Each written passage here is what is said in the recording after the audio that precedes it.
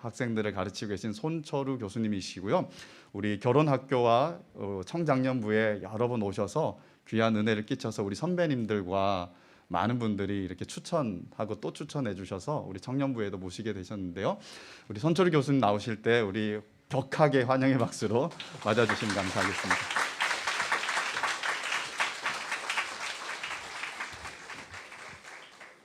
격한 게 이 정도군요. 감사합니다.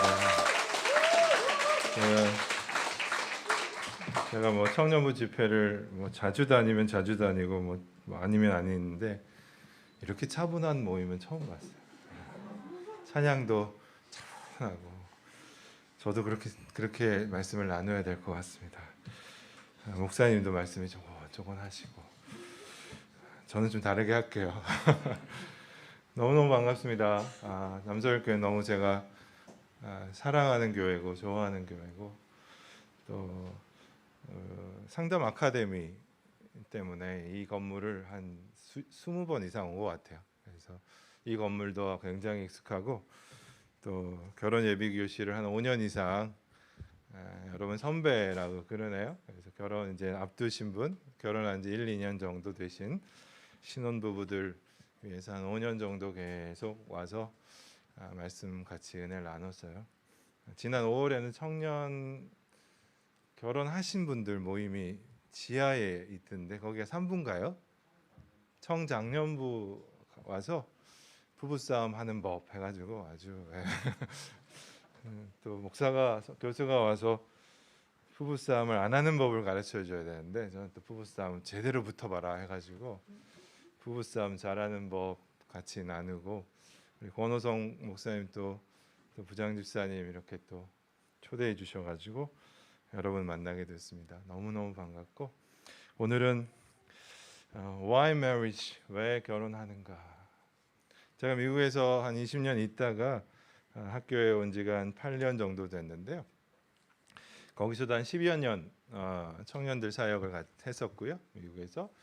그리고 여러분 또래에 이제 또 막 결혼하려고 하는 부분들 한 100여 커플을 만났었어요. 그래서 늘 물어봤어요. 결혼을 왜 하려고 해요? 결혼을 왜 하고 싶어요? 결혼은 왜 합니까? 라고 물어봤어요. 이렇게 저렇게 얘기를 하는데 제가 만난 사람들, 제가 이게 얼마나 일반화할 수 있을지 모르겠지만 또 이렇게 마스크 쓰고 설교하기 처음이네요. 네, 하여튼 오늘 첫 경험을 많이 합니다. 제 말이 잘 들리시죠? 네, 오케이. 대부분의 사람들 한 80에서 90% 이상은 모르겠다 그러더라고요. 결혼을 하긴 하는데 그냥 같이 있으니까 좋아서 또 행복하고 싶어서 또 우리가 둘이 잘 맞으니까 사랑하니까 같이 있고 싶으니까 그렇게 결혼을 결정하더라고요. 근데 결혼을 진짜 왜 해야 되는지에 대해서 잘 모르더라고요. 저도 그랬어요. 저는 지금 결혼한 지가 21년째인데요. 저는 우리 아내를 오늘 아내가 같이 올라 그랬는데 마지막에 마음을 바꿨어요. 창피해서 못 오겠다 그래가지고 하여튼 마지막까지 같이 오려고 고민하다가 못 왔는데 중학교 2학년 때 저는 우리 아내를 교회에서 만났어요. 뭐 별로 안 놀랄 줄도 알았지만 이렇게 안 놀랄 줄은 몰랐네. 당신들은 도대체 언제 만나요? 언제쯤 만나면 뭐 한 초등학교 때 만난 분 있나요? 어떤 분은 유치원의 첫사랑도 있다 그러던데 중학교 2학년 때 처음 만났는데 한눈에 반했어요. 뭐 예뻤겠죠, 그렇죠? 너무 단발머리에 분홍색 치마 아직도 기억나요. 흰색 와이셔츠가 아니라 브라우스에 분홍색 치마를 입고 단발머리에 너무나 아담하고 예쁜 친구가 처음 봤는데 너무너무 예쁘다. 한눈에 반했어요. 그리고 저는 그 이후로 다른 사람을 마음에 품어본 적이 없어요. 중학교 2학년. 지금 생각해 보면 좀 미쳤겠다. 좀 좀 많이 만나보고 또 이렇게 사귀어도 보고 헤어져도 보고 뭐 이랬으면 더 좋은 남편이 됐을 수도 있겠다 생각하는데 한 여인만 바라보고 그렇게 살았어요. 저는 미팅을 한 번도 안 해봤어요. 뭐 멀쩡하잖아요. 근데도 안 해봤어요. 그리고 소개팅도 한 번도 안 해봤어요. 오직 그 그녀를 마음에 두고 살았었어요. 중학교 2학년 때부터. 그래서 제가 이제 미국으로 먼저 유학을 가게 되고 한 3년 정도 혼자 지냈는데 보스턴으로 제가 유학을 갔었거든요. 너무 보고 싶은 거예요. 진짜 이런 표현 할까요? 죽을 만큼 보고 싶. 진짜 보고 싶어 죽을 것 같다는 말이죠. 와, 보고 싶어 죽겠다. 전화만 하면 보고 싶어 죽겠다. 보고 싶어 죽겠다.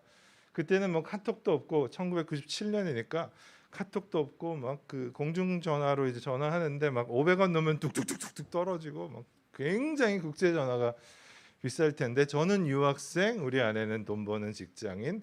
그러니까 주로 우리 아내가 돈을 컬렉트 콜러 해가지고 우리 아내가 주로 돈을 내고 저는 편하게 통화하고 그랬는데 나중에 결혼하고 우리 장모님이 막 씩씩거리면서 너 때문에 우리 딸내미 월급이 얼마나 많이 까였는지 아냐고 그래서 얼마나 그랬는데요 하니까 그 당시입니다. 1997년에 전화비를 50만 원 정도 냈다고 그래. 놀라주셔서 감사합니다. 정말 이게 정말 네 50만 원 정도 냈다고 그러더라고요. 얼마나 통화를 오래 하고 막 너무너무 보고 싶으니까 시간만 남은 통화 몇 시간 또 뭐 좋을 때도 있지만 싸울 때도 있잖아요. 그러면 이렇게 풀릴 때까지 끊지 마 이러면서 막 계속 끊으면 끝이야 막 이러면서 계속 통화하니까 그렇게 했어요. 너무 막 보고 싶고 막 그래서 3년 만에 제가 미국으로 다시 한국으로 다시 와서 결혼을 하게 됐어요. 그리고 우리 아내를 이제 미국으로 수출을 해서 갔는데요.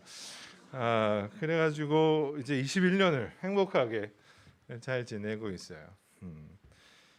21년쯤 됐는데 보고 싶어 죽을 것 같아서 너무 같이 있는 게 좋고 너무 마음에 잘 맞고 너무 같이 있으면 행복하고 이런 마음으로 결혼했는데 요즘 들어서 가끔 이런 생각이 들어요. 보고 있자니 죽을 것 같다 그런 생각도 가끔씩 들어요. 보고 있는 게 힘들 때가 있어요.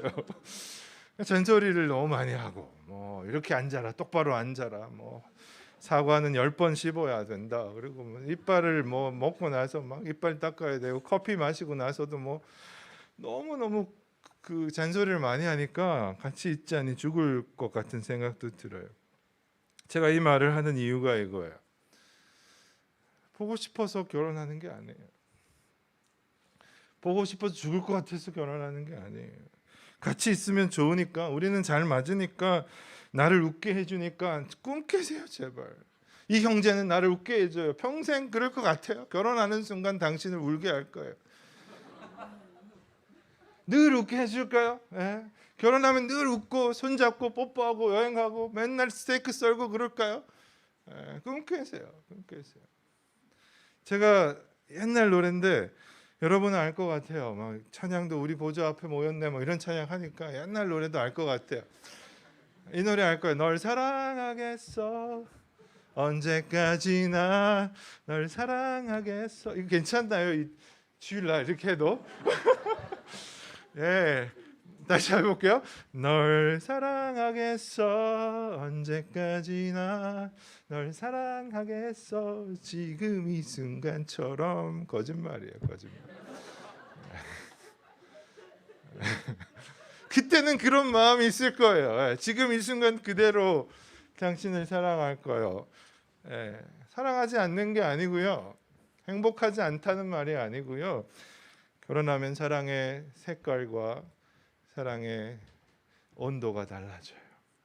지금 이 순간처럼 불타오르는 열정적인 막 찌릿찌릿하고 나를 흥분시키고 나를 너무나 행복하게 하는 그런 사랑은 아니란 말이에요. 사랑의 온도와 사랑의 색깔이 달라지는 거죠. 왜 결혼합니까? 다시 한번 제가 질문으로 돌아가 볼게요. 왜 결혼합니까?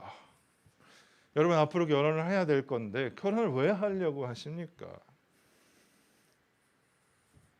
여러분도 아마 제가 만났던 한 100여 명 90%에 속할지도 모르겠어요. 잘 모르겠다. 오늘 이 시간에 그 고민을 함께 좀 나누려고 그래요. 우리 아내가 가끔씩 저도 똑같은 고백을 하는데 우리는 신혼으로 돌아가고 싶지 않다 그래요.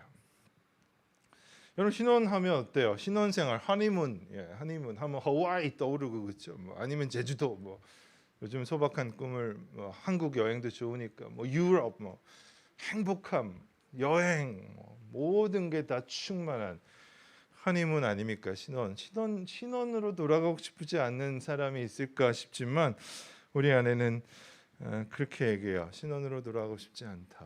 왜 그럴까? 저도 똑같이 고백하는데 이유는 지금이 더 좋아서 그래요. 안 믿는군요. 지금이 더 좋아요. 사실 어제보다 오늘이 더 좋아요. 처음 신혼 때 만나서 서로 맞지 않아서 투닥투닥거리고 많이 싸우고 많이 아프게 하고 서로에게 상처를 주고 서로에게 오해하고 서로를 많이 아프게 했고 그랬던 시간들을 지나면서 우리가 더 깊이 사랑하게 되고 이해하게 되고 오늘 이제 그 얘기를 할 텐데 서로를 치유해가는 시간들을 통해서 신혼 때부터 지금이 훨씬 더 좋아요. 저는 우리 그리스도인들의 결혼이 그래야 된다고 생각합니다. 오늘보다 내일이 더 행복한 사람. 우리는 늘 행복을 과거에서 찾잖아요. 예전이 좋았다. 여러분의 부모님들의 결혼은 어떠세요? 여러분이 지금 TV에서 보여주는, 영화에서, 미디어에서 보여주는 결혼은 다 어떻던가요? 예전이 좋았다잖아요. 예전이. 저도 좀 차분하게 해야 되는데 못하겠어요. 제 마이크를 주셨으면 저 막 돌아다녔을 거예요. 뭐 코로나도 뭐시고 저는 백신 다 맞았으니까. 예전에서 행복을 찾잖아요. 예전이 좋았다. 신혼이 좋았다. 근데 지금은 저는 그리스도의 결혼이 이래야 한다고 생각해요. 오늘보다 내일이 더 기대되고 예수 그리스도에 대한 사랑처럼 이전보다 더욱 사랑합니다. 지금보다 주님을 지금 더 많이 사랑하는, 어제보다 부족하지만 오늘도 조금 더 주님을 사랑하게 돼요.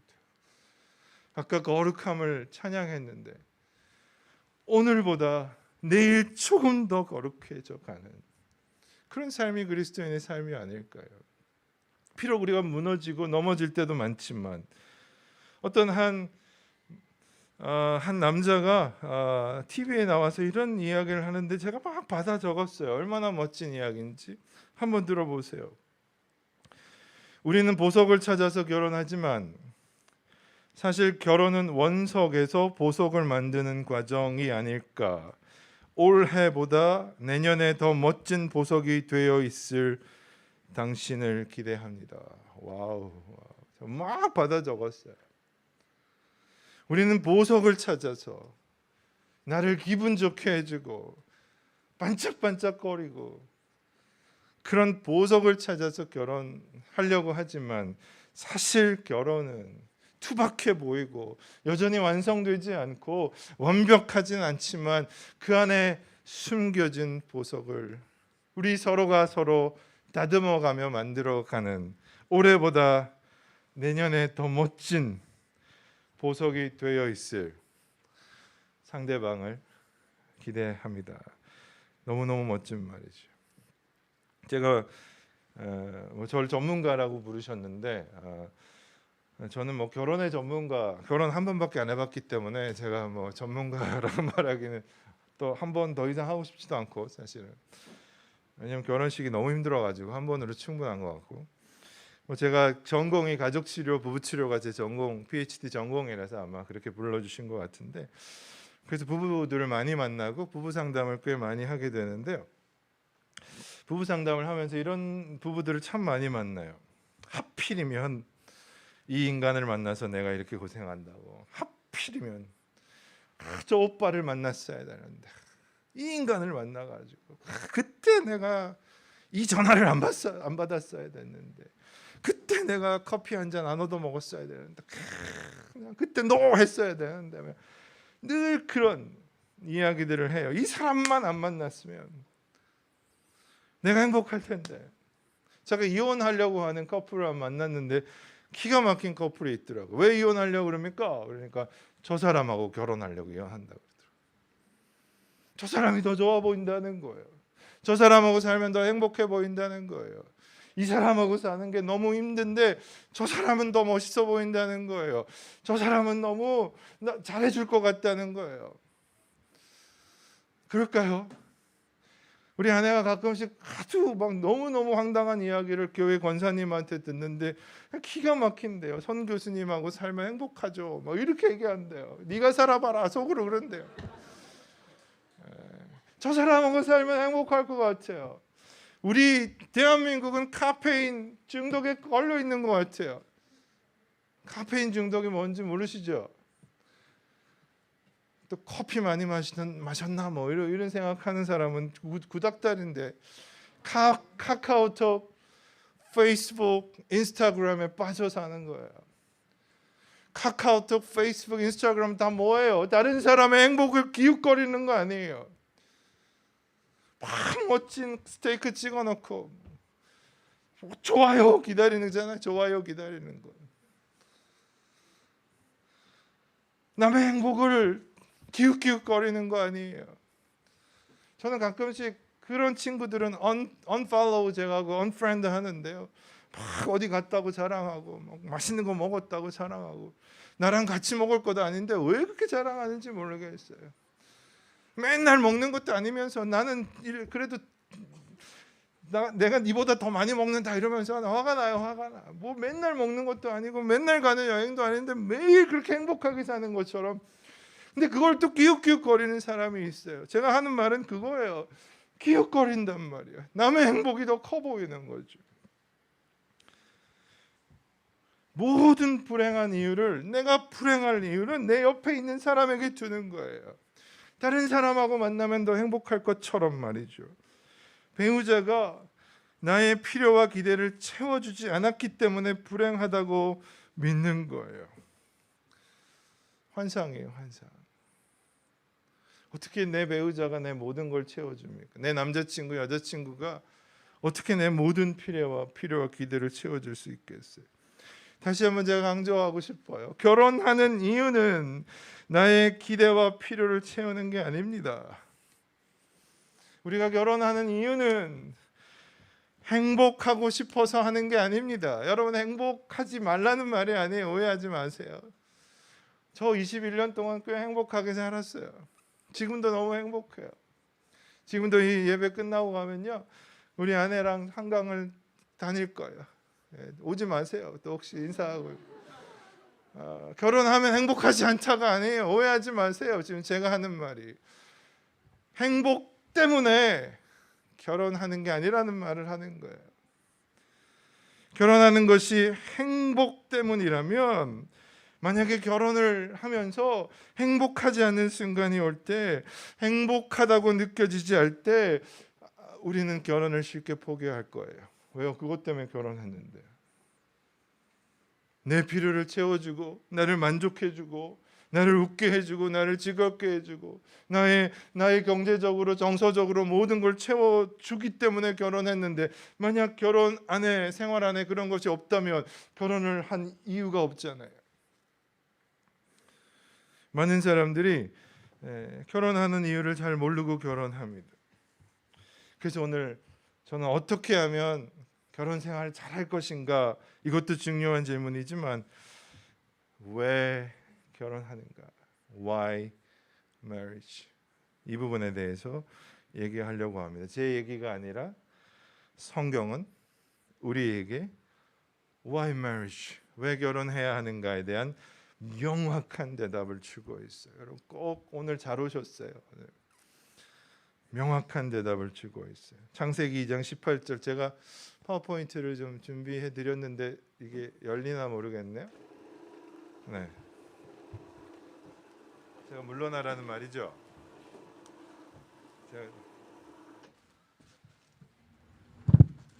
괜찮아요? 보여요? 됐나요? 이렇게 끄면 또 제 얼굴이 잘 안 보이잖아요. 이게 더 중요합니까? 네, 알아서 편하게 하세요. 예. 저는 제 얼굴이 더 중요한데. 예. 오케이. 한번 그 창세기 2장 18절을 좀 띄워 주시겠습니까? 네. 예, 여기에 답이 있습니다. 한번 같이 읽어 볼까요? 시작. 여호와 하나님이 이르시되 사람이 사는 것이 혼자 사는 것이 좋지 아니하니 내가 그를 위하여 돕는 배필을 지으리라 하시니라. 여기까지 하시죠. 예. 여호와 하나님이 이르시되, 이 스토리는 여러분 너무나 잘 아시잖아요. 너무나 잘 아시잖아요.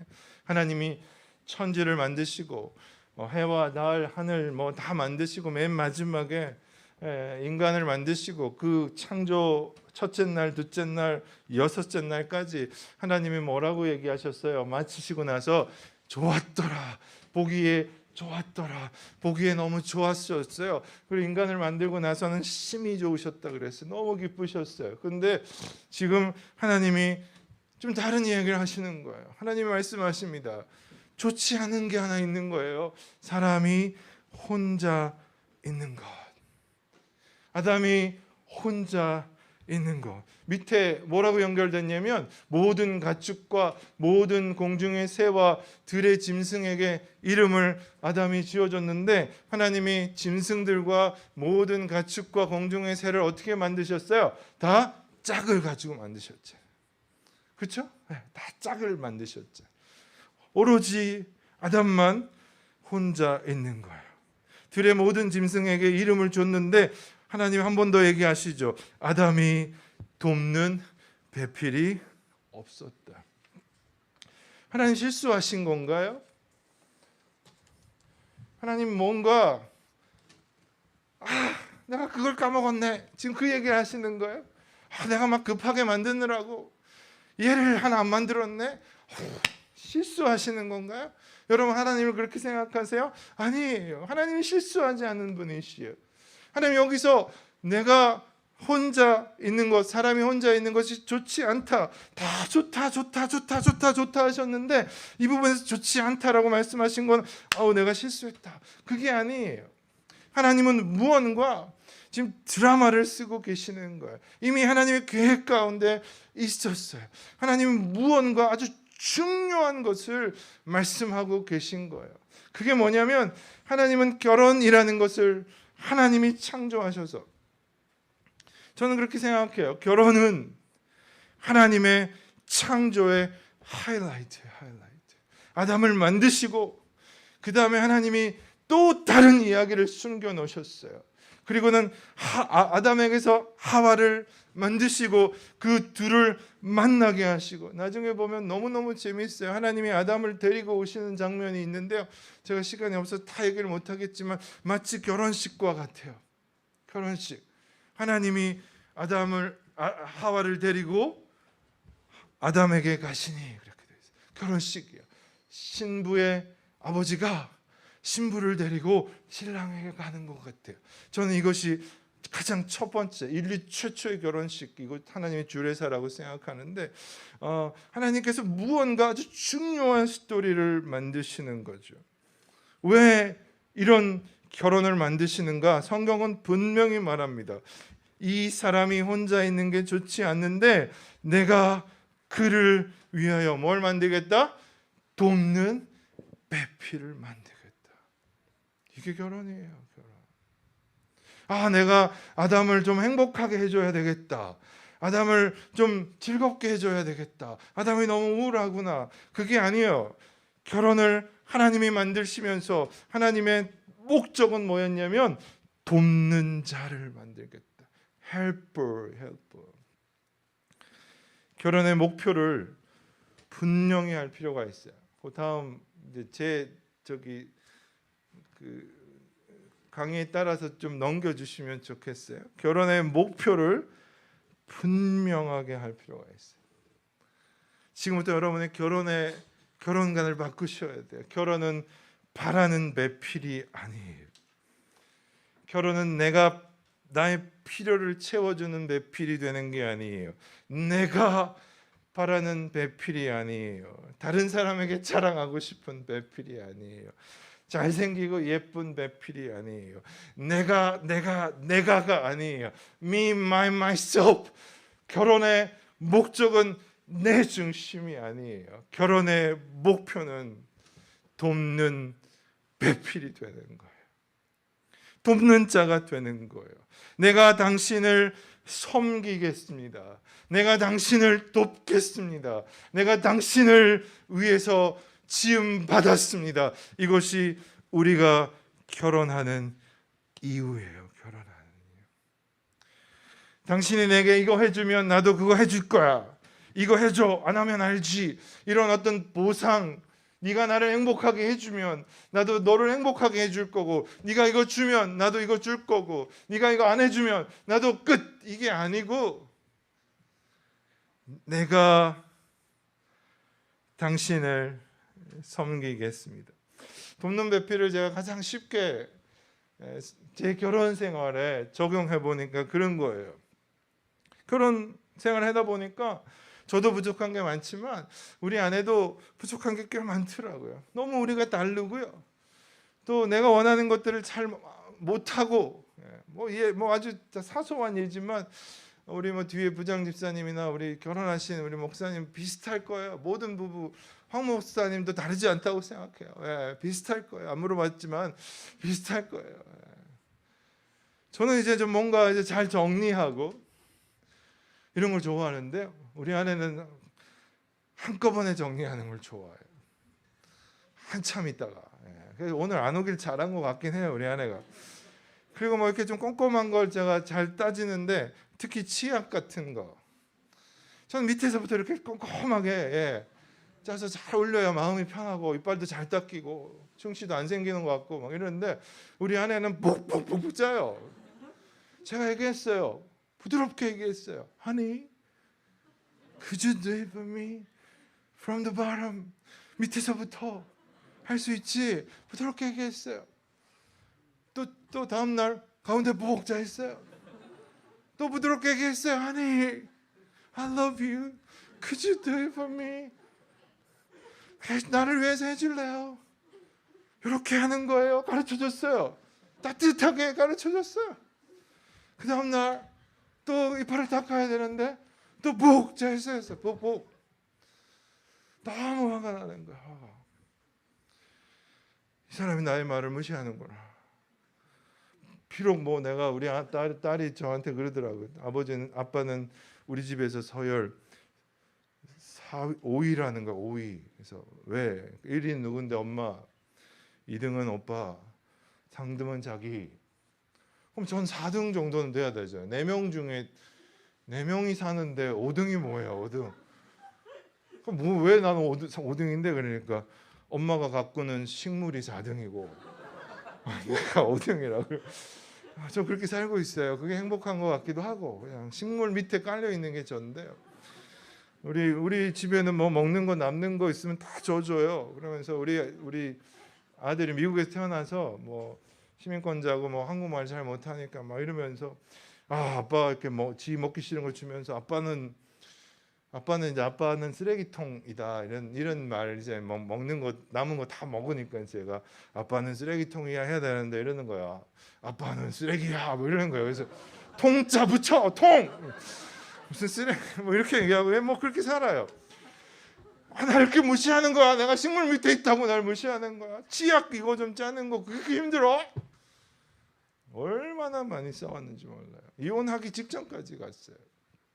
비행기 티켓을 제가 막 끊어가지고 한국 가려고 막 그랬어요. 저는 라면에 계란을 넣어야 돼요. 계란파들 있잖아요. 우리 아내는 라면에 계란을 또 안 넣어요.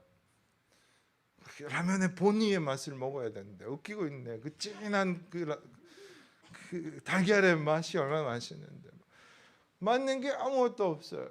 맞는 게 아무것도 없어요. 그래서 저한테 안 맞아. 왜 그렇게밖에 못하지? 어느 날 이 돕는 배필을 가지고 제가 강의를 준비하는데 그냥 뻥 내 마음에 큰 뭐 부담이 왔어요. 돕는 배필은 뭘까? 저걸 잘 못하니까 우리 아내가 잘 가운데 푹푹 짤 수 있도록 내가 밑에서부터 해줘야 되겠다. 한번 따라해 보세요. 저거 내가 할 일이지. 저 부분 내가 채워줘야지. 그런 마음이 들더라고요. 우리 아내가 부족해 보이는 부분이 예전에는 짜증이고 분노가 되고 나를 무시하는 것 같고, 왜 저걸 저렇게 못해? 왜 저렇게밖에 못해? 계속 싸웠는데 하나님이 제 시선을 바꾸셨어요. 그 부족한 거 내가 할 일이라. 그 부족함을 채우기 위해서 하나님이 나를 보내주셨다는 거예요. 저는 이 말을 되게 좋아합니다. 우리는 서로 치유하기 위해 만났다. 완벽해서 만난 게 아니에요. 완벽한 두 사람이 만나서 행복한 게 아니에요. 부족한 두 사람이 만나서 서로를 채워가고 서로를 치유해가고. 어떤 식으로요? 부족한 것이 보이면 고치려고 하지 말고 어떻게 하라고요? 저거 내가 할 일이지. 저 부족함 때문에 하나님이 나를 저 사람에게 보내셨지. 돕는 배필입니다. 돕는 배필. 나의 필요에 따라서 그 사람을 고치는 게 아니라 그 사람을 있는 그대로 받아주는 것. 있는 그대로 받아주는 것. 그런데 기적이 일어났어요. 제가 그렇게 이렇게 아내가 가운데 복복 자고 이러니까, 예전에는 그게 짜증이고 막 싸움거리였는데 이제는 제가 밑에서부터 다시 십자가를 질 수 있나 하면서 또 이렇게 짜고, 십자가 하면서 기쁨으로 제가 기쁨으로 해줬어요. 희한한 일이 벌어졌어요. 우리 아내가 10번 중에 한 3번 정도는 밑에서부터 이렇게 짜더라고요. 저희 결혼 예비 교실 할 때 이런 강의를 하니까 한 달쯤 후에 이렇게 선물 택배가 왔어요. 택배. 교수님 이제 더 싸우지 마세요 하면서 이렇게 치약을 넣으면 자동으로 짜지는 기계가 있더군요. 제가 그거 필요 없다 그랬어요. 이제는 내가 할 일이라 그랬어요. 부부가 서로 돕는 배필로 살아가는 것, 이게 결혼의 목적입니다. 하나님은 돕는 배필을 만드시겠다고 한 다음에 아담에게 하와를 데려가시고 구체적인 3가지 방법을 말씀하셨어요. 꼭 기억하시면 좋겠어요. 이게 저는 하나님의 첫 번째 주례사라고 생각해요. 제가 나이가 얼마 안 됐는데요. 제가 나이가 몇 살로 보이시나요? 30대로 보이는 분 한번 손 한번 들어주시고. 오케이. 40대로 보이는 분 한 손 한번 들어. 죽을래 너희들. 오케이. 50대로 보이는 분. 들지 마. 내가 이럴 줄 알았어요. 정답이에요. 정답. 왜 50대가 맞는데 굳이 그렇게 정답을 얘기해야 되나요? 사람 기분 나쁘게. 40대쯤 손 팍 들어주면 내가 이 청년부를 축복하고 막 오늘 강의료 막 피자 쏘고 이럴 텐데 없어 이제. 30대 너무 감사합니다. 한 분 뒤에 좀 정신이 없으신 분 같긴 하지만 그래도 얼마나 감사해요. 집에 가면서 또 제가 자랑하면서 갈 거 아니에요. 우리 아내한테 누가 날 30대로 봤어. 여러분 그렇게 정답만 가지고 살지 마세요. 각박하게. 한번 따라해 보세요. 정답보다 정서가 먼저다. 여러분이 저를 30대, 40대로 봐주시면요, 제가 고백합니다. 사실은 제가 50대랍니다. 이렇게 정상이란 말이에요, 정상. 오케이. 자, 근데 벌써 뭐 40대부터요. 제가 결혼 주례를 이제 미국에서부터 지금까지 한 7, 8번 했어요, 벌써. 그때마다 제가 이 주례사를 선택합니다. 제가 하고 싶은 얘기 너무 많지만 하나님이 주례사를 늘 얘기합니다. 제가 요거만 한 20분 정도 얘기하고 오늘 마치려고 합니다. 어떤 목사님이 그러더라고요. 한 성도가 이렇게 와서 이렇게 얘기하더래요. 자기를 깨운 어떠한 목사님의 말도 자기를 깨우지 못했는데 목사님의 한 번의 말이 자기를 깨운대요. 늘 그렇대요. 그게 뭡니까? 그러니까 마지막으로 이 말하면 잠이 깬다 그러더라고요. 예, 이제 마지막 3가지만 얘기하겠습니다. 창세기 20 한번 비춰주시죠. 이름으로 그 앞에 거 없나요? 네, 우리 한번 같이 한번 읽어볼까요? 이게 하나님의 첫 번째 주례사고 그 다음에 이게 아담과 이브를 위한 주례사만이 아니라 우리 모두 여러분의 결혼까지 하나님이 주신 주례사라고 돕는 배필로 사는 방법이죠. 한번 읽어봅시다. 시작. 이러므로 남자가 부모를 떠나 그의 아내와 합하여 둘이 한 몸을 이룰지어라. 아담과 그의 아내 두 사람이 벌거벗었으나 부끄러워하지 아니하니라. 아멘. 너무나 멋진 세 가지 방법입니다. 계속 좀 넘겨주세요. 첫 번째는 떠나라였어요. 떠나라. 이러므로 사람이 그 부모를 떠나 아내에게 합하여 한 몸을 이룰지니라. 하나님의 첫 번째 결혼에 대해서 새로운 부부의 탄생 첫 번째 하나님이 꺼내신 단어는 leave라는 단어예요. leave, 떠나라. 왜 하나님은 부부를 축복하시기 전에 부모를 떠나라는 이별을 얘기하시는가? 그냥 결혼에 안에 이별이 있다는 사실을 아셨어요? 처음 들으셨어요. 결혼은 만남이고 막 행복한 출발이고 새로운 시작이고 이런 것만 생각을 많이 하셨을 거예요. 하지만 결혼의 real meaning, 결혼의 하나님이 첫 번째로 강조하신 단어, 아니 첫 번째로 선택하신 단어. 여러분이 만약 누군 정말 사랑하는 후배가 결혼 주례를 부탁해서 여러분이 주례사를 할 때 처음으로 선택할 단어가 뭐예요?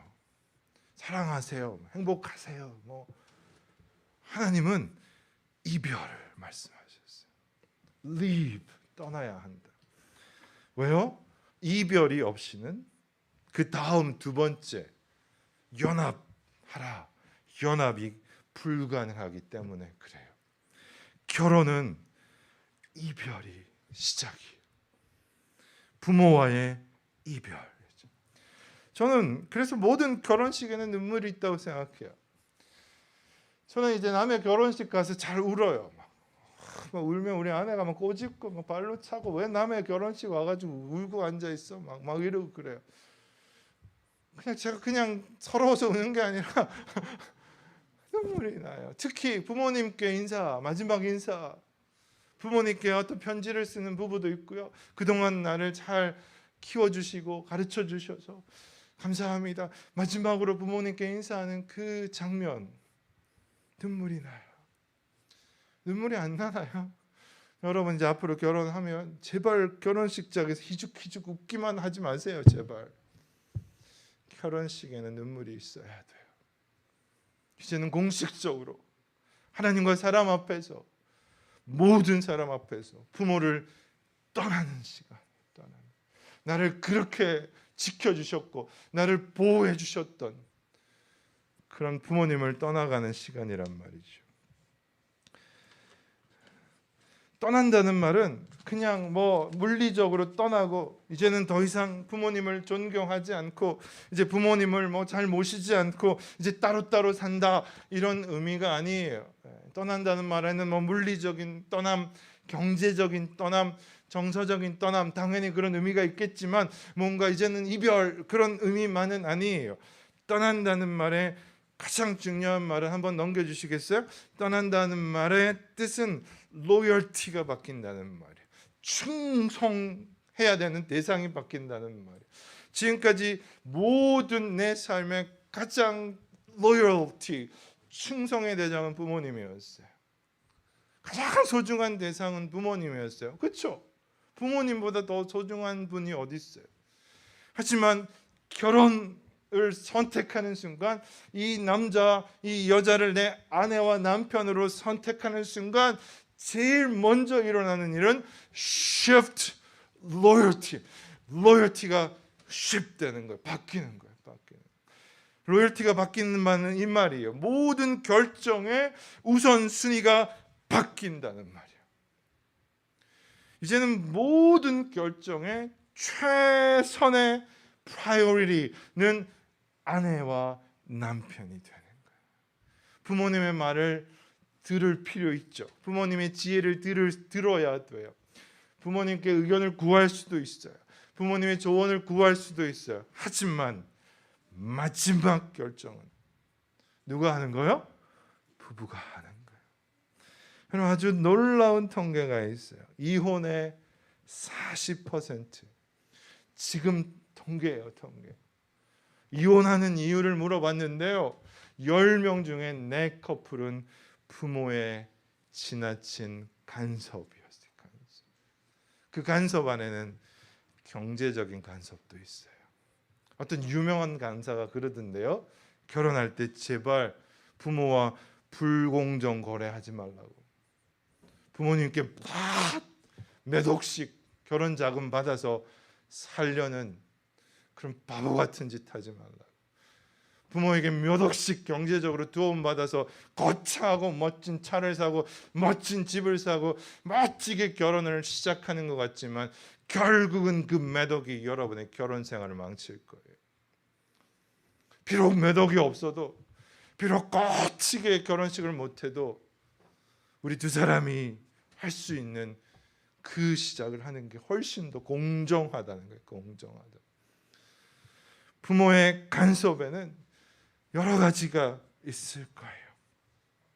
떠나야 합니다. 떠나야 합니다. 결혼하기 전에 여러분, 그 남편이 될 사람, 아내가 될 사람, 남자친구, 여자친구 잘 보세요. 잘 보세요. 부모를 떠난 사람인가? 저는 우리 딸이 지금 중학교 3학년, 지금 미국 학제로 공부해서 지금 고등학교 2학년인데 미국 학제로는 한국 나이로는 중학교 3학년. 전 벌써 지금 가슴을 졸이고 있어요. 우리 딸을 이 짐승 같은 놈한테 내가 어떤 놈한테 줄 것인가? 절대로 못 줄 것 같아요. 너무너무 예쁜데 하나님께 기도했어요. 이 딸을 내가 누구한테 줘야 합니까? 여러 가지를 따져봤어요. 그래서 두 가지로 얘기해야 될 것 같아요. 하나는 당연히 하나님을 믿는 신앙, 그렇죠? 하나님을 아는 사람이 당연한 거고, 그 다음에 하나를 꽂으라면 뭐 경제력, 직업, 여러 가지 있겠지만 제가 하나 꼽은 게 있어요. 이 남자애는 부모님과 어떠한 관계인가? 이 남자애는 아빠랑 어떤 관계인가? 이거 보고 결정할 거예요. 결혼 전에 반드시 자신에게, 상대에게 물어야 돼요. 나는 부모를 떠났는가? 못 떠났다면 왜 떠나지 못했는가? 그 다음에 세 번째가 더 중요한 질문이죠. 앞으로 어떻게 할 것인가? 거기에 대답을 못하는 사람은 고민해 보세요. 고민. 두 번째는 연합하라예요. 연합하라. 영어로는 아주 재밌는 영어인데요. 떠나라는 leave였다면 이제 c자 하나 붙이면 이제 연합하다인데 cleave라는 단어예요. cleave라는 단어는 너무너무 재밌는 단어예요. 이거는 접착제로 두 종이를 붙이다 이런 말이에요. 하나님이 남자와 여자가 결혼할 때 연합하라라는 말은 이 두 종이를 접착제로 붙이다라는 말이에요. 만약에 여러분 부부가 연합하지 못하는 것은 어떤 걸까요? 이 접착제로 붙인 이 두 종이를 뜯어내는 거예요. 뜯어내는 거예요. 여러분, 이걸 제가 만약에 접착제로 붙여서 이 두 개를 아주 조심스럽게 아주 섬세하게 뜯어낸다고 생각해 보세요. 이 두 종이는 어떻게 될까요? 두 종이 다 망가지는 거예요. 두 종이가 완전히 망가지는 거죠. 부부의 연합이 깨지면 붙어있는 두 종이는 완전히 부서지고 찢어지는 거죠. 가족도 만약에 자녀가 있다면 그 자녀들의 삶이 모두 다 망가지는 거예요. 요즘 TV에 돌싱들이 많이 나오더라고. 돌싱 포맨 이런 말, 이런 프로도 있고, 가끔씩 제가 아무 할 일이 없을 때, 그냥 생각 없을 때 그 프로를 가끔씩 보는데 그들의 고백이 이렇더라고요. 너 헤어지고 나서 어땠니? 두 가지 얘기를 이들이 동일하게 하더라고요. 하나는 가족들이 너무 큰 상처를 받았다. 두 사람의 관계인데 가족들, 부모님들이 너무 큰 상처를 받았고, 두 번째는 그렇게 얘기하더라고요. 내가 실패자가 된 느낌. 지금 뭐 좀 자유롭고 내가 하고 싶은 거 하고 뭐 게임 하고 싶을 때 게임 마음껏 하고 집에 매일 안 들어가도 되고 뭐 이런 얘기를 막 하면서 진짜 얘기를 하는 거예요. 속의 얘기를. 내가 실패자. 내 인생이 완전히 실패했다는 느낌. 그럼 돌싱들 멋있어 보이나요? 자유로워 보이나요?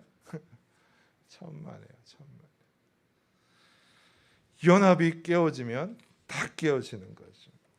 하나님은 의도적으로, 그 다음 보여주실래요? 하나님은 의도적으로 부부가 서로 사랑하라고 말씀하지 않으셨어요. 하나님의 주례사를 찾아보니까요, 사랑이라는 단어, love라는 단어가 없어요.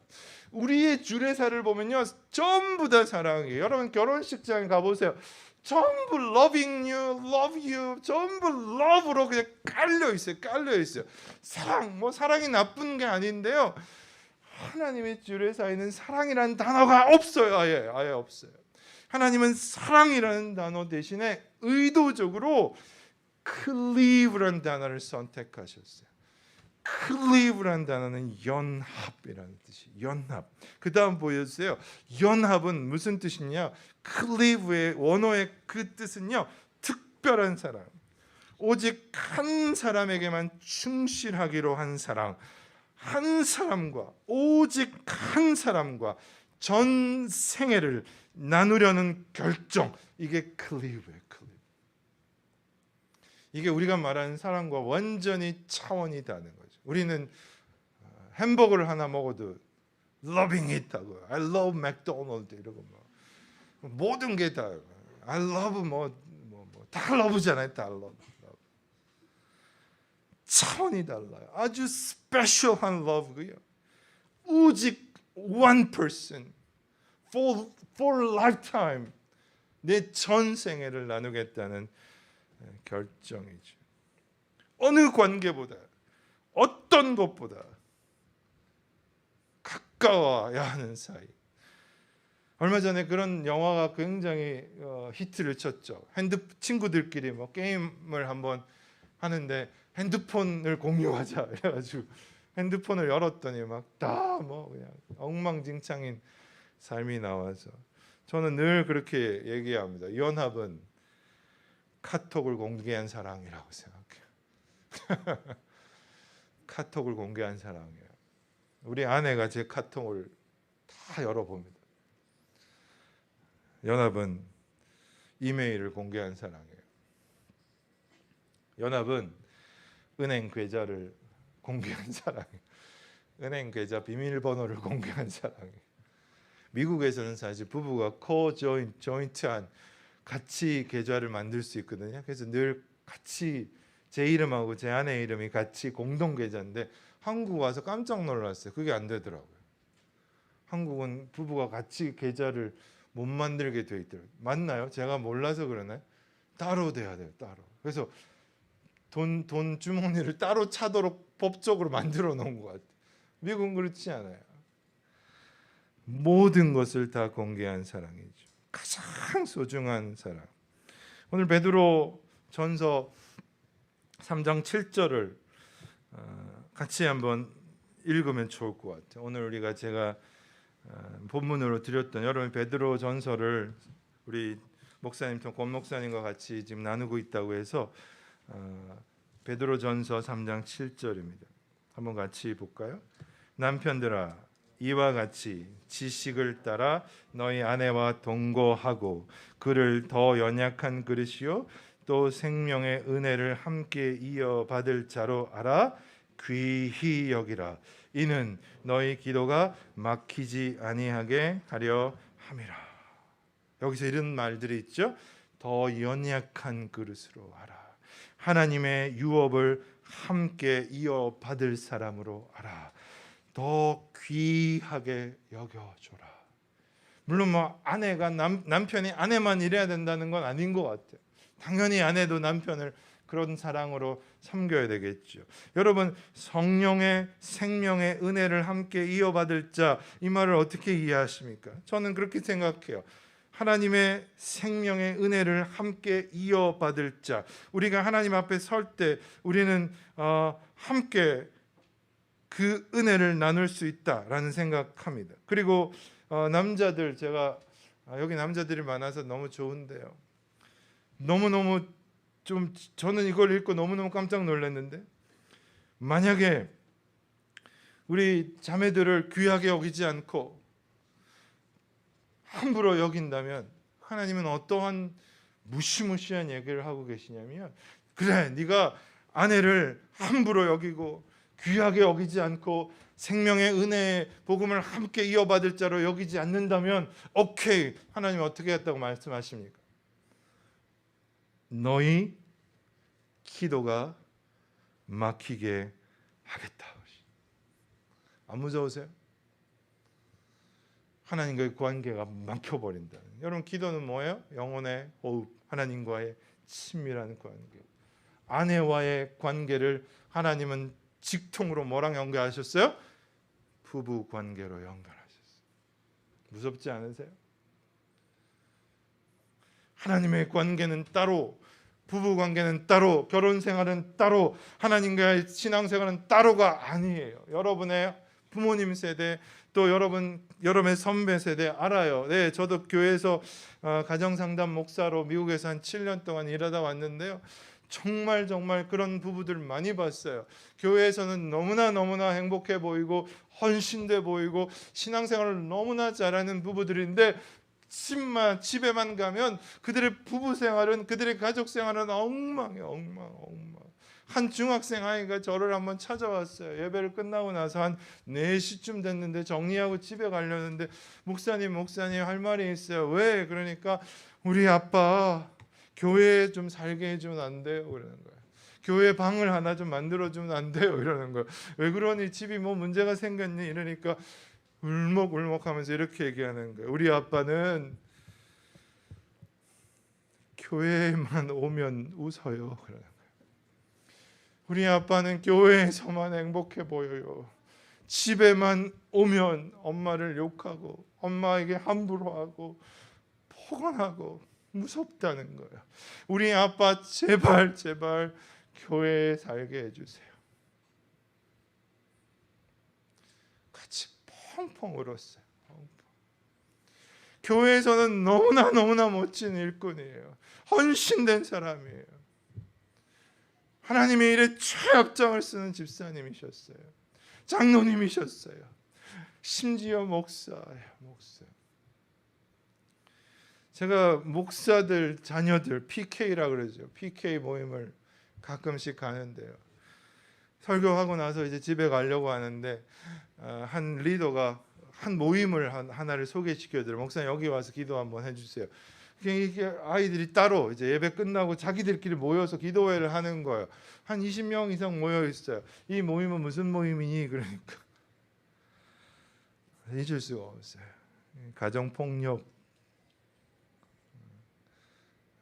가정폭력 때문에 너무나 아파하는 아이들끼리 모여서 아빠를 위해 기도하고 있더라고요. 하나님, 우리 아빠가 우리 엄마를 때리지 않게 해주세요. 목회자 가정이에요. 목회자 가정. 한 아이가 그러더라고요. 우리 아빠는 설교하러 올라가기 전에도 화가 나면 엄마를 때린다고. 그리고는 이 강단에서 멋있게 설교한다는 거예요. 베드로전서 3장 7절에 하나님은 우리에게 무서운 이야기를 하십니다. 너희가 하나님과의 관계, 너희의 삶의 부부관계, 결혼생활, 어떠한 관계든지 그 관계에 무시하면 하나님과의 관계도 막아버리시겠다. 여러분, 아무리 기도해도 하나님이 안 들으신다면 이 예배가 무슨 소용이 있나요? 무슨 소용이 있나요? 아까 우리 찬양 인도자도 그렇고 기도하시는 분이 얼마나 귀한 말씀을 하시는지, 이 예배가 늘 똑같은 예배가 아니라 책임 때문에 드리는 예배가 아니라 기쁨이 되게 해주십시오. 즐거움이 되게 해주십시오. 이 예배가 축제가 되게 해주십시오. 베드로전서를 잘 여러분이 묵상하시. 앞으로도 우리 권 목사님과 같이 이 부분을 나누시겠지만, 남편들아 지식을 따라 아내와 함께 살아가고 그를 더 연약한 그릇으로 하라. 또 생명의 은혜를 함께 이어받을 자로 하라. 귀히 여기라. 귀히 여기라. 연합은 가장 귀하게 여기는 거예요. 저는 우리 아이들에게 자주 얘기합니다. 우리 딸이 아주 어릴 때인데요. 그래요. 그렇게 물어요. 유은아, 유은아, 왜요? 아빠한테 제일 소중한 사람이 누군지 알아? 그러면 우리 딸은 맨날 그러죠. 미. 그래요, 미. 아니야. 미안하지만 저는 그렇게 가정교육 시켰어요. 미 하면 아니야. 정신 차려. 그래서 아빠한테 제일 소중한 사람은 엄마야. 그리고는요, 애들이 눈앞에서 우리 딸을 아주 강하게 안아줘요. 꼭 안아줘요. 그러면 막 난리 나요. 막 이 사이를 껴 들어오려고 비켜 나와 막 내 자리야. 그러면 우리 둘이 씩 웃으면서 이렇게 해줘요. 이러면 요 사이에 이 알이 딱 껴요. 우리 세 명이 이렇게 앉는데 우리 아들 무뚝뚝한 아들이 뒤에 이러고 있어요. 너도 올래? You wanna come? 하면 시시 와요. 이러면 우리 네 명이 이렇게 앉는데, 저는 이게 완벽한 그림이라고 생각해요. 부부의 연합 안에 아이들이 들어오는 거예요. 다른 말로 할까요? 부부의 연합이 깨어지면 아이들도 함께 망하는 거예요. 그래서 가끔 그래요. 제 아버지 교실 가서 그래요. 자녀들이 가장 존경하는 아빠는 자기들한테 잘해주는 아빠가 아니라 엄마를 잘해주는 아빠예요. 엄마에게 존경받는 아빠가 자녀들에게 존경을 받아요. 우리 자녀들은 엄마에게 함부로 하는 아빠를 그렇게 싫어하더라. 연합이에요, 연합. 여러분, 연합은 사랑보다, 다음 페이지 주세요. 연합은 사랑보다 훨씬 더 큰 사랑이에요. 왜냐하면 연합에는 헌실과 약속이 있기 때문이에요. 연합에는 장미꽃과 같은 향기도 있지만 설거지와 똥기저귀도 있는 거예요. 연합은 그저 서로 하나 되는 것도 있지만 서로의 다름을 존중하고 서로의 개성을 인정하는 것, 그게 연합이에요. 세 번째는 한 몸을 이루라 그랬어요. 한 몸을 이루라는 것은 육체적인 것뿐만 아니라 나의 모든 것, 감정, 생각, 소망, 슬픔, 모든 것을 나누라는 거예요. 그게 아주 가장 멋있게 표현된 게 이거예요. 한 몸이 되라라는 것, 서로의 모든 것을 나누라라는 게 가장 멋있게 표현된 게 벌거벗었지만 부끄럽지 않더라. 여러분, 이런 관계가 있습니까? 빨개 벗었는데 안 부끄러운 관계가 있나요? 부부 관계가 그런 관계. 빨개 벗었다는 게 그냥 physically 우리 몸 육체적으로 벌거벗은 게 아니라 우리의 모든 것을 다 나누었기 때문에 다 보여줘도 괜찮다는 거예요. 여러분, 제발 부탁합니다. 결혼 전에는요 잘 안 보여줘요. 제가 언제 만났다고요? 우리 아내를 중학교 2학년 때부터 만났어요. 얼마나 오래 만났어요. 저는 우리 아내의 모든 것 많이 안다고 생각했어요. 많이. 부모님도 알고 집에도 놀러 가봤고 많이 안다고 생각했는데 결혼하고 보니까 우리 아내를 진짜 모르더라고요. 진짜 모르. 결혼은 모든 것을 나누는 관계, 벌거벗어도 부끄럽지 않은 관계, 그런 것이죠. 마지막 그림을 하나 보여드리려고 그래요. 우리는 왜 그 다음이요. 이거 한번 볼까요? 부부의 나이에 따라 잠자는 모습이 다른데요. 하나 보여줘 보세요. 20대는 포개고 자는, 당연하죠. 너무 좋으니까. 30대 옆으로 누워서 그래도 바로 마주보고 이렇게 자는데요. 40대 천장을 보고 이제 드디어 나날이 눕기 시작합니다. 50대는 등을 이제 돌리고 잡니다. 60대 각방을 자고요. 70대가 문제입니다. 어디서 자는지를 잘 몰라요. 어디서 기어 나오기는 하는데 어디서 잤는지는 모르겠다는 거죠. 저는 늘 생각하는 것 중에 하나가 그거였어요. 각방을 쓰면 절대 안 된다. 결혼하고 나서 싸웠든 뭐 했든 각방을 쓰면 절대 안 된다. 각방을 쓰는 순간 친밀함은 멀어지기 시작해요. 여러분 결혼하기 전에 꼭 기억하세요. 결혼하기 전에는 방을 같이 써도 안 돼요. 할렐루야. 믿음을 믿고 밀폐된 공간에 같이 있어도 안 돼요. 제가 어저께 한 청년을, 신앙 좋은 청년을 만났는데, 목사님 말할 게 있어요. 제가 성적으로 넘어졌어요. 무슨 일 있었니? 그러니까 자기는 믿었다는 거예요. 자기 신앙을. 그리고 두 방에 같이 공간에 있었다는 거예요. 믿었다는 거예요. 믿었다는 거예요. 뭘 믿어요?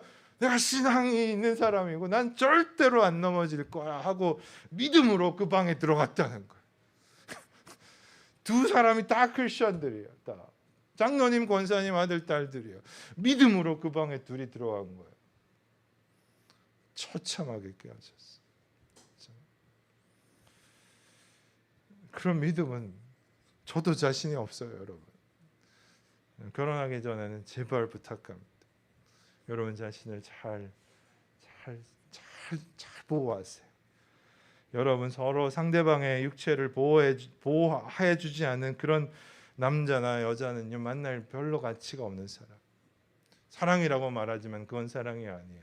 진짜 사랑은 결혼 전에 그 순결을 지켜주는 사랑. 저는 우리 아내의 손을 언제 잡았냐면 중학교 2학년 때부터 제가 만났고 친구로 지냈는데, 결혼 약속하고 처음 제가 물어봤어요. 이제 내가 손을 잡아도 되겠냐고. 그리고요, 거의 진짜 한 5시간을 손만 잡고 다녔어요.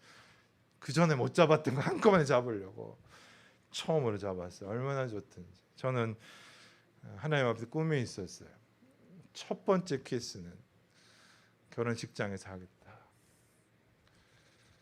여러분의 first kiss, 하나님과 모든 사람 앞에서 하나님의 축복 안에서 하겠다. 꿈을 꿨어요. 그 꿈이 깨졌긴 했지만 언제 깨졌냐면 결혼 바로 전날 깨졌어요. 아파트 문 앞에 있으면 안 됐어요. 제가 빨리 바이 하고 빨리 집으로 갔어야 되는데, 그 다음 날이 결혼식인데 괜히 그 아파트 문 앞에 아무도 없는 그 공간에 둘이 있다가 첫 키스를 결혼 전날 해버렸어요. 너무너무 아쉬워요. 여러분 혹시 아직도 키스를 못 해보면 기다리세요. 언제까지? 결혼식장에서. 우리는 왜 부부가 되어야 되는지 알아야 합니다. 진짜 마지막입니다. 결혼은 약속입니다. 약속. 여러분 약속이란, 언약이라는 의미, 히브리어로 베레트라는 단어인데요. 베리트는 가르다, 자르다 이런 뜻이에요. 그 다음을 한번 보세요. 여러분 앞으로 결혼식에서 걸을 복도인데요, 이렇게 나누어져 있어요. 저는 이 결혼 이 예식이 예전에 하나님이 아브라함과 그 고대 근동 지방에서 맺었던 그 언약의 그 의식과 너무 비슷하다는 게 너무 놀라웠어요. 결혼식장을 보면 신랑 측 신부 측이 나눠져 있어요. 그리고는 그 사이를 신랑이 걷고 그 사이를 신부가 걸어요. 이게 왜 약속인가? 왜 언약, 약속이 컷, 자르다, 가르단가? 하나님도 아브라함과 그렇게 언약을 맺으셨는데요. 그 다음 고대 근동에서는 어떻게 약속을 맺었냐면 A와 B가 약속을 맺을 때 짐승을 잘랐어요. 짐승을 잘라가지고 컷해서 cut off, 나눴어요. 그리고는 A가 지나가는 거예요. 그 다음에는 B가 지나가는 거예요. 왜 잘려진 짐승 사이로 그 약속을 맺는 당사자들이 지나갈까요? 어떤 의미가 있을까요? 만약에 내가 너와 맺은 약속 깨면 어떻게 된다? 이 쪼개진 죽은 짐승처럼 내가 죽겠다는 거예요. 생명을 걸었다는 거예요. 생명을 걸었다.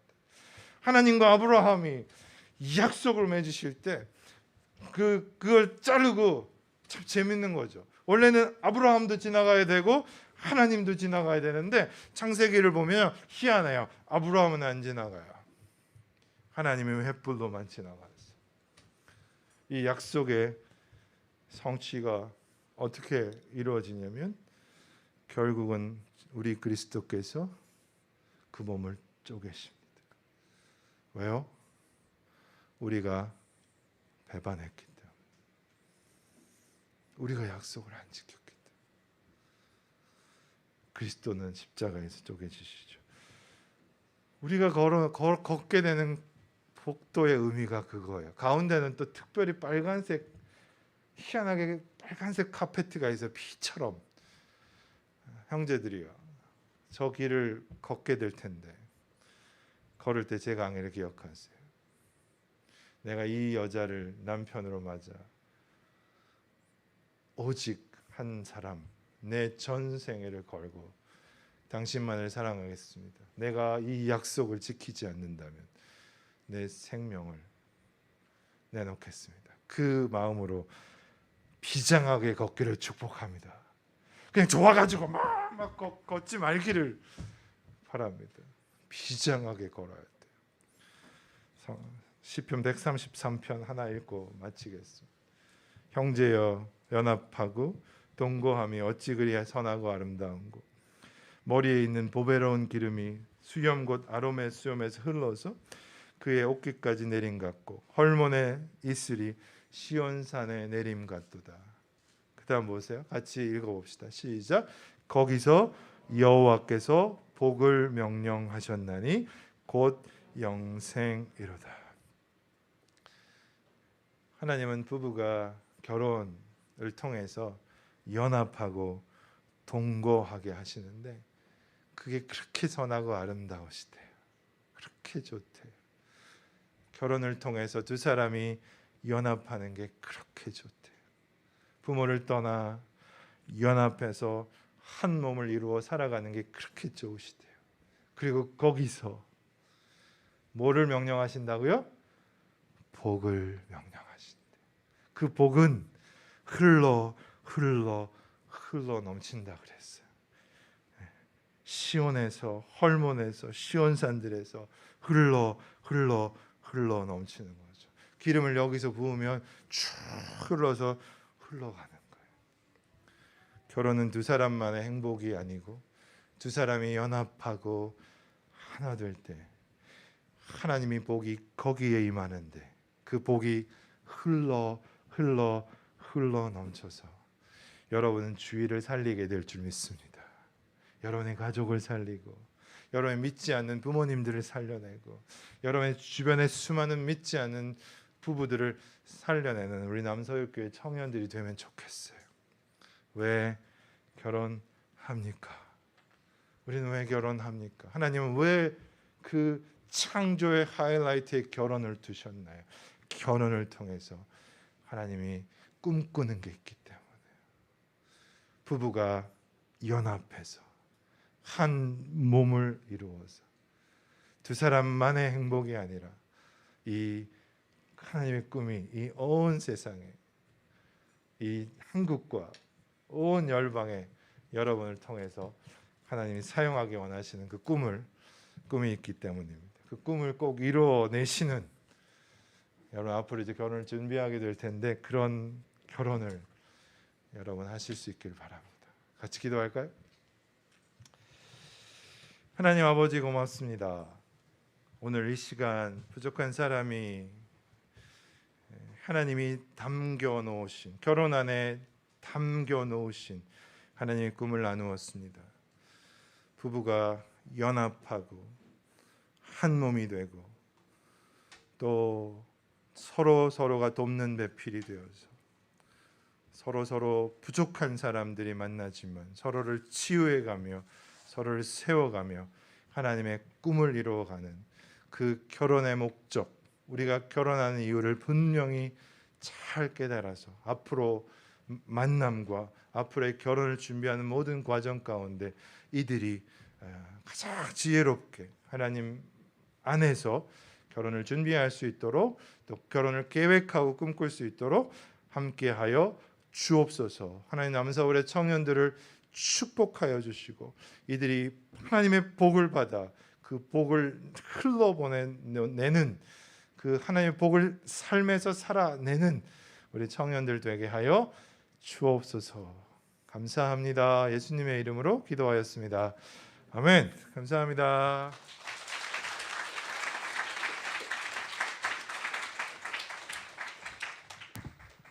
네, 감사합니다. 우리 청년 이부 지체들이 왜 결혼해야 되는가에 대한 부분들 성경에서 말씀해 주는 대로 또 오늘 귀한 말씀 주신 것들을 기억하면서 결혼해야 되는 많은 소망들을 가지고 기도하며 또 우리의 시간들을 좀 준비해 나갔으면 좋겠다 생각합니다. 아마 이 중에는 아담과 하와의 단계로 생각한다면 좋지 않은 시간들을 살아가고 있는 홀로 독처하는 분들이 꽤나 많을 거라고 생각이 들고요. 그리고 또 그렇지 않고 이제 만나서 다음 단계를 또 준비하는 지체들도 있을 거다라는 생각이 드는데요. 어떤 단계에 있든지 간에 하나님의 때에 하나님이 귀한 인도하심을 받을 수 있으면 좋겠습니다. 그 사랑의 교회하고 내수동 교회하고 우리 같이 VM이라는 것을 하는데요. VM을 지금 2년 반 동안 지금 못 하고 있습니다. 그래서 담당 목사님들끼리 여러 번 모여서 이 VM을 앞으로 어떻게 하면 좋을까? 사실 VM이라는 건 비전 앤 미션 이걸 가지고 80년대 선배님들이 했던 것을 지금까지 이제 끌고 가고 있는 건데요. 운동성도 떨어지고 막 여러 가지 있어서 되게 많이 고민하고 이제 이렇게 얘기를 맞춰가고 있었는데 코로나가 터졌고요. 그 중에 한 프로젝트가 청년들을 만나게 하자 뭐 이런 거였는데 아무튼 잘 안 되고 있더라고요. 워낙에는 우리 이 공동체 안에서 좀 그런 일들이 많았으면 좋겠고 작년 코로나 터지고 작년 7월 달에 이 코로나가 좀 많이 풀릴 거라고 생각하고 우리 작년 교육국장님이 한 3주간 우리 결혼 특강 하면서 우리 매칭 프로그램도 만들고 뭐 혼자 이렇게 막 해갖고 이제 했는데 코로나가 안 풀렸더라고요. 그래서 꼭 그걸 우리 작년 교육장님이 한번 꼭 해보고 갔으면 좋겠다라는 생각이 드는데 아무튼 우리 이곳에서 다시 한번 이제 위드 코로나 시작됐으니까요. 같이 모여서 같이 예배하고 또 같이 만나고 또 하나님 안에서 같은 또 거룩한 가정들을 꿈꾸면서 귀한 만남들이 성도의 교제와 또 그 위에 기초해서 특별한 또 만남까지 이어지는 그런 시간들이 우리 안에도 좀 많았으면 좋겠습니다. 오늘 귀한 자리 오셔서 마스크를 쓰고 하시는 게 되게 쉽지 않으셨을 것 같아요. 그래서 1초당 또 한 1분당 목사님 이렇게 이 글자 수를 이렇게 말씀 발화하시는 글자 수를 봤을 때 보통 사람들보다 더 많은 이제 그게 있어서 아마 숨이 엄청 차시지 않았을까라는 생각이 드는데 오셔서 귀한 말씀 열정을 가지고 우리에게 주신 우리 손초루 교수님께 우리 다시 한번 감사의 마음을 담아서 들어주셨습니다. 감사합니다. 네, 우리 교수님은 아마 결혼 예비 학교와 또 여러 기회를 통해서 여러분들이 꼭 조만간 다시 만날 수 있을 거라고 생각이 들고요. 그때 반갑게 또 같이 맞이했으면 좋겠습니다.